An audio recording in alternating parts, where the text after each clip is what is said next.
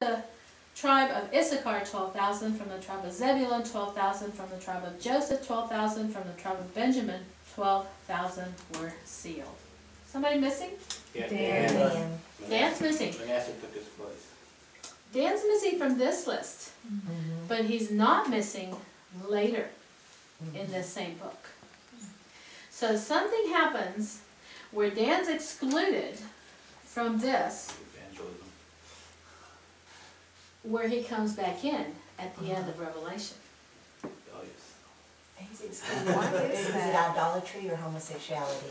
I can't remember. Well, Dan, if you go back, way back in the book of Judges, Judges 18.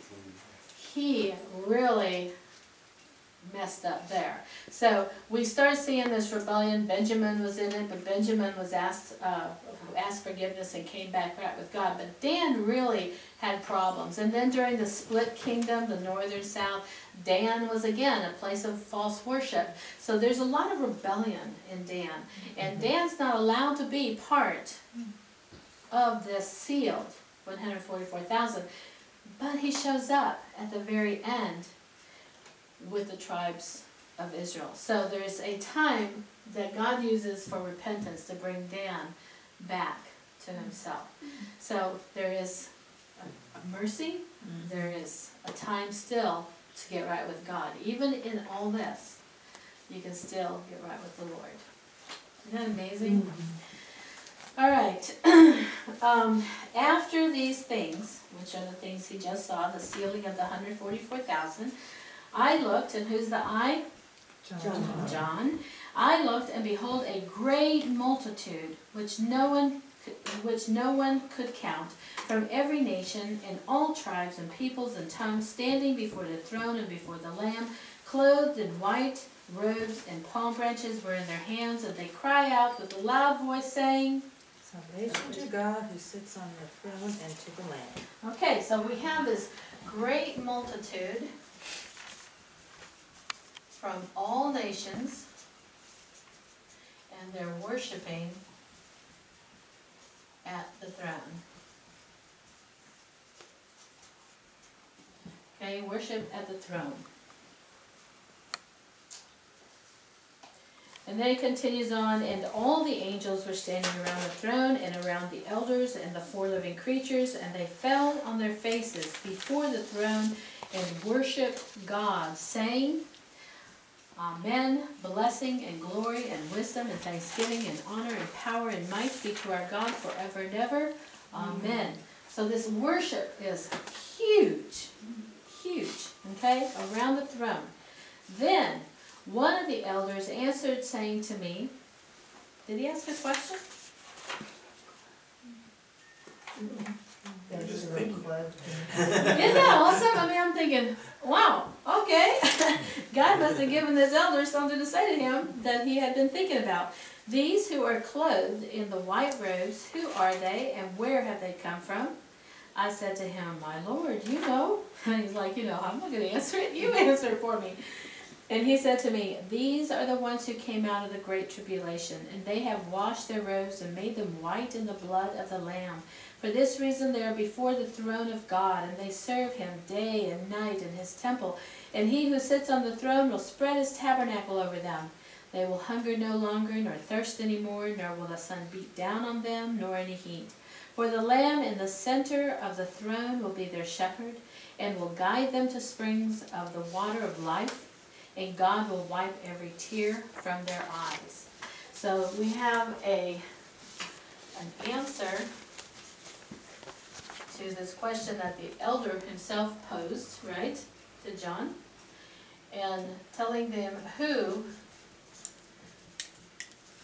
these are around the throne worshiping.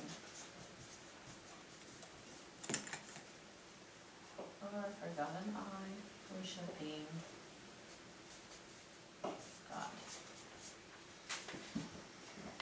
Okay, so again, we must move on before we get too deep and not understand what we're saying. Right? I mean, we're layering this stuff up. We haven't got enough layers up there yet. All right, let's go to chapter 8. Chapter 8, where are we? Back in heaven. Okay, heaven, and where else? The earth. Yeah, things happening on earth. Okay, and then when? Are there any time references? The Lamb broke the seventh seal. What happened? Silence in heaven for half an hour.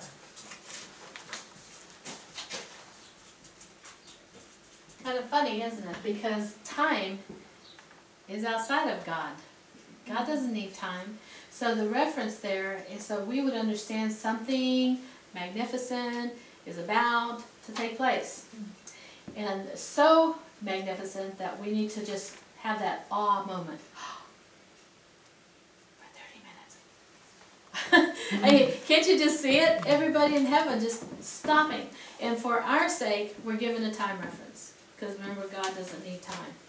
So we have half an hour of silence in heaven. Let's put that down. In heaven. And who are the players here in chapter 8? No angels. Okay, we have angels. Who else shows up? When the Lamb. Lamb. Yeah, the Lamb is there. Angels, and then of course we have John still there. And then we have God. All right. Let's look at the who, or not who, the what, why, and how. Wait a minute, Yes. this just says another angel. Is that the only angel up there? Is it angel, not angels? Where do you see that? In verse 3. Well, it says in verse 2, I saw the 7 angels who stand before God, and 7 trumpets were given to them. Another angel came and stood at the altar. Okay, So there's that was another the angel. 7 and plus another. Right, right. Okay, so now we see that 7 angels are standing before God, and what do they have? Okay, so this has to do with the 7th seal. We have the silence for half an hour. Half hour silence. 7 angels. And what do they have? 7 trumpets. Okay? Now, this is the 7th seal. And we see the 7th seal starts the 7 trumpets. Okay, so you start seeing a pattern. Remember this one at the end of the 7th trumpet, what you're going to see. Okay, so you start seeing a pattern that one leads to the other, leads to the other. It's not like 7 seals are finished, bring out the trumpets! Okay, it's just one leads right into the other, all right? Now, are all of those together, like the seals and the trumpets and the bowls, and are those all considered plagues, the plagues? Well, each one is following the other, so they're separate, But but they're each, like this, all the seals, that's one plague. All the, not one, they're each separate. okay, that's what I'm saying. Yeah, they're each separate. Okay. And if you notice, they kind of intensify. Each one's worse than the next. Each one, you know, it's like the next one keeps getting worse and worse until the end you're like, oh, please. You're ready for it to be done. You find it interesting, I want to dig into that for just a moment, but, I have to enunciate, that the first 6 seal judgments are kind of natural and man-made. After this comes Supernatural. supernatural judgment. Yeah, it's like no mistaking that this is God. Yeah, you know, those who are sensitive that God created the universe and God created the earth, they will see it right away. But those who insist that there is no God and they're just all into, you know, the here and now and the politics and all that, they're going to have a hard time understanding, maybe this is from God. It'll take them a while. But there comes a point that these become supernatural. This is not anything that could be possibly done by man. Okay? All right, so let's go over there. 7 angels, 7 trumpets. And it says, another angel came and stood at the altar holding a golden censer. So here we have another angel, and he's got a censer. Can't spell today. Yeah, thank you, I just misspelled it. C-E-N-S-E-R, holding a golden censer. And much incense was given to him, so that he might add it to the prayers of all the saints on the golden altar which was before the throne. And the smoke of the incense with the prayers of the saints went up before God out of the angel's hand.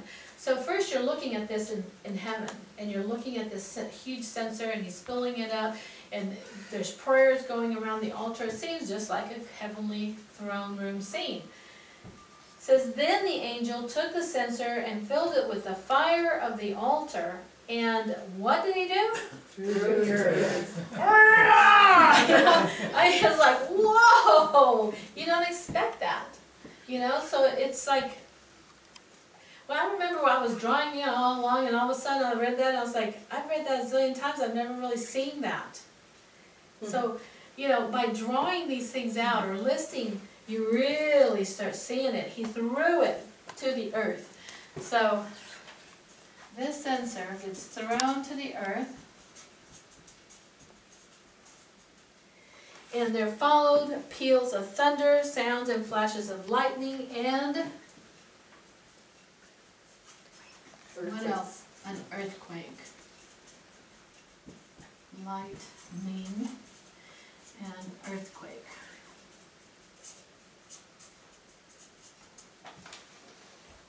And the seven angels who had the seven trumpets prepared themselves to sound them. So after this censer gets thrown to earth, there's these thundering, lightning, a huge earthquake. You can just imagine if a censer's thrown from And heaven. the how big. scientists in heaven are saying, climate change. You know, it's been the funniest thing is this spring, this late snow and the cold and everything, and I was like, oh yeah, I'm loving this greenhouse effect. All right, it says the first, verse 7, the first sounded, the first what? Trumpet. Okay, so now we're moving into the trumpets. First trumpet sounded, and there came hail and fire mixed with blood, and they were thrown to the earth. Okay, so we have, well, let's keep reading because I don't have much room and I need to fit it all in. Third to the earth was burned up, and the third of the earth was burned up, and a third of the trees were burned up, and all the green grass was burned up. Wow, just from a trumpet blowing. Isn't that amazing? Okay, so we have hail and fire.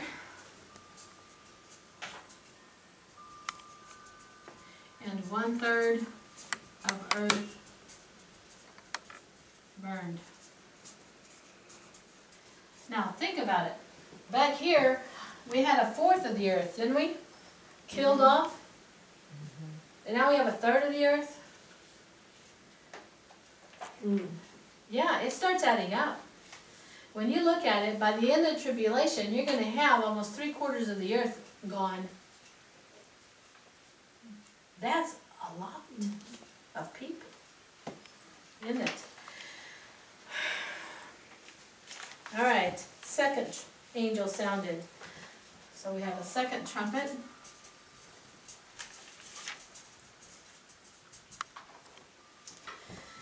And something like a great mountain burning with fire was thrown into the sea, and 1/3 of the sea became blood, and 1/3 of the creatures which were in the sea and had life died, and 1/3 of the ships were destroyed. Wow, didn't we just see 1/3 of the earth get burned up? And now we have this burning mountain thrown into the sea, and we have blood everywhere in this area because every living creature in the sea in this area has died, and we have all the ships that were in the area done in.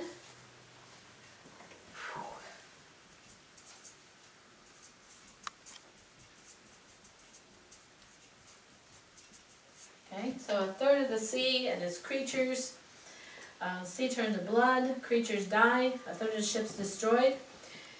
Says, then the third angel sounded, and a great star fell from heaven, burning like a torch, and it fell on a third of the rivers and on the springs of water. The name of the star is called Wormwood. What did you say? Chernobyl, which means, it means wormwood. Yeah, I just didn't think you remembered that.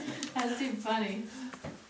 Okay, third of the trumpet blows, and we have wormwood fall from heaven. And a third of the waters became wormwood, and many men died from the waters because they were made bitter.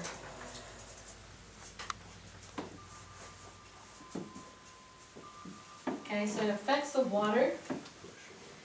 Can you imagine not being able to drink water because it's it'll kill you?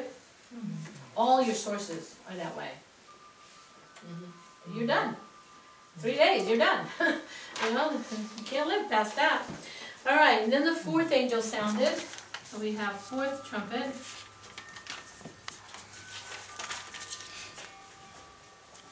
And a third of the sun and a third of the moon, a third of the stars were struck, so that a third of them would be darkened, and the day would not shine for a third of it, and the night in the same way. Then, well, let's write that up. A third of the sun, moon, stars won't shine right. What will happen if a third of the sun is gone? It'll be dark. Vegetation would be diminished. Yeah, they get cold. Yeah, exactly. There's a lot of things that God put the earth exactly where it needs to be. Any farther away, things would freeze up. Any closer, things would burn up. So if you imagine a third of the sun being gone, it's going to have a huge effect on everything. Would it make the days seem like they're going faster? Because with a third of it being gone, it's almost like a third of time has been taken away. Well, I think it'll be more of a third of the sun itself not shining, and a third of the moon, because the moon affects the tides and affects weather. So if the power of the sun is a third less, the power of the moon is a third less, the power of the stars is a third less, you're going to have effects that affect nature itself. Does that make sense? Okay? All right. Then it says, I looked, and I heard an eagle flying in mid-heaven, saying with a loud voice, and what's it saying? Whoa, whoa. So. Yeah, the true woe. Woe, woe, woe to those who dwell on the earth because of the remaining blasts of the trumpet of the three angels who are about to sound. So 4 are down. We have 3 more trumpets to go. All right, let's look at that. Chapter 9 is pretty much a continuation.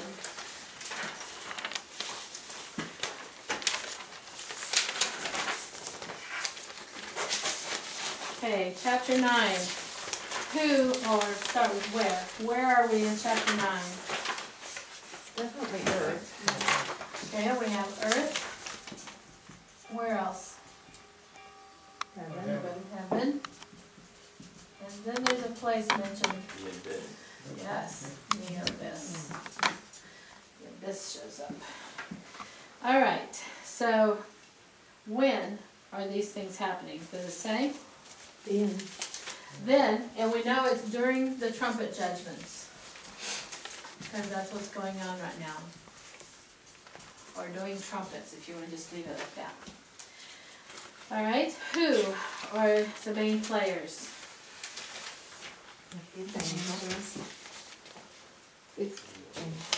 Okay, we have angels. What else? John. God. Right, he's involved. Angel of the abyss. And the angel of the abyss.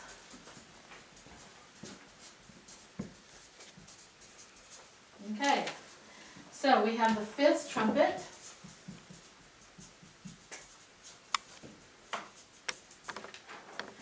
And what is going on here with the 5th trumpet? So a star from heaven falls to the earth. Okay, a star from heaven falls to the earth. And the key of the bottomless pit was given him. Okay. And we have a key that goes to the bottomless pit.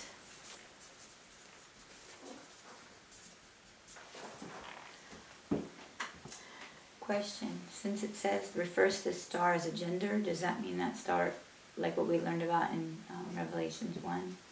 Actually, I think it was 2, that it's an angel? Yeah, and also when we did Genesis, for those of you who did Genesis with us, we looked at the star a lot. God refers to angels as star. The stars of the morning met together and sang praises to the Lord. Remember, we did that. So I don't know the Greek and all that stuff, but it said which had fallen, like in a past tense sort of way. Almost like a reference It's to not- that they fell when Like it when was Satan something fell. had fallen. Like everything now is occurring now. it is had. Giving it a past tense. I don't know. Yeah, well- Doing that, Yeah, it'll be we'll see that later. another layer. All right, so the key to the bottomless pit is given this angel that had fallen from heaven to earth. He opened the bottomless pit, and smoke went out of the pit, up out of the pit like the smoke of a great furnace. And the sun and the air were darkened by the smoke of the pit. So here the pit is opened, and we have smoke rising up, and it darkens the sun. It's got to be some pretty black smoke. Then out of the smoke comes locusts upon the earth. Ooh. These aren't just regular locusts. Okay, did anybody try to draw this out? You know, we used to live in Texas where there's scorpions everywhere. So I remember what the scorpions look like, and when I started drawing it out, I was like, you are one ugly dude. I mean, there is nothing pretty about this locust. It says it has the power, was given to them as the scorpions of the earth have power. They were told not to hurt the grass of the earth, nor any green thing, nor any tree, but only the men who do not have the seal of God on their foreheads. And they were not permitted to kill anyone, but to torment for 5 months. Can you imagine? 5 months of torment.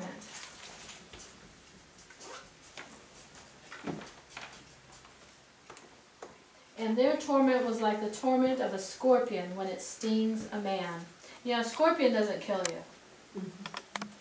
But yeah, it hurts, and the sting stays in. I got bit by a spider one time, and every day I knew that my leg had been bit by that spider. It was such a horrible, stinging sensation. I remember I was a little girl, and I kept asking my mom, please cut it out, because I could feel it in the wound.